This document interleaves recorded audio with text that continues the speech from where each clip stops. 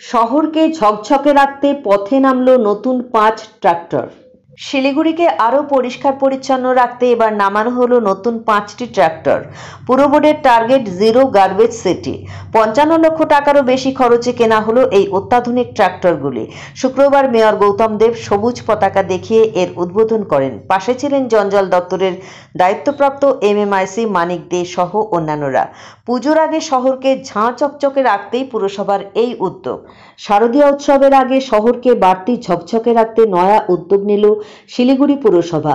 শুক্রবার মেয়র গৌতম দেব ৫টি নতুন ট্রাক্টরের শুভ সূচনা করেন। জিরো গার্বেজ সিটির লক্ষ্যে এগিয়ে চলেছে বর্তমান পুর বোর্ড। এরই অঙ্গ হিসেবে এই আধুনিক ট্রাক্টরগুলি এবার থেকে যুক্ত হল পুরসভার পরিষ্কার পরিচ্ছন্নতার বহরে। প্রায় ৫৫,৭৫,০০০ টাকা ব্যয়ে কেনা হয়েছে এই যানগুলি। মেয়র জানান, পুজোর সময় শহরে দর্শনার্থীর ভিড় বাড়ে, তাই শিলিগুড়িকে পরিচ্ছন্ন ও স্বাস্থ্যসম্মত রাখতে পুরসভা বিশেষ উদ্যোগ নিয়েছে। শুক্রবারের অনুষ্ঠানে উপস্থিত ছিলেন শিলিগুড়ি পুরসভার জঞ্জাল দপ্তরের মেয়র পরিষদ সদস্য মানিক দে এবং অন্যান্য পুরকর্তারা।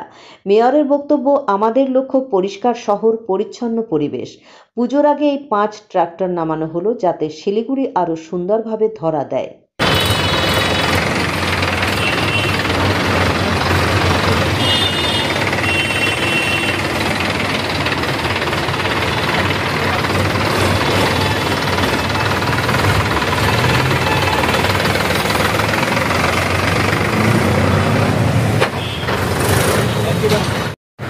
আমাদের জঞ্জাল অপসারণের জন্য আমাদের এই ট্র্যাক্টরগুলো খুব দরকার ছিল।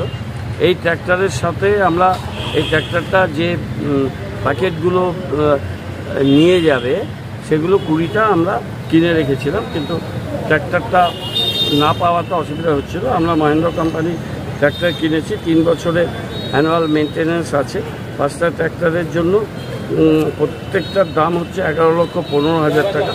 মোট 55,75,000 টাকা দিয়ে আমরা এই ট্র্যাক্টরগুলো কিনেছি এবং এর সাথে আমাদের জঞ্জাল অপারেশনের যে বড় কী বলে প্যাকেট হাইড্রোলিক ট্রলি আমাদের আছে এবং এটা আজকে থেকে কাজ শুরু করবে এবং তাতে পুজোর আগে আমাদের জঞ্জাল অপারেশনের ক্ষেত্রে আমাদের অনেক বেশি সুবিধা।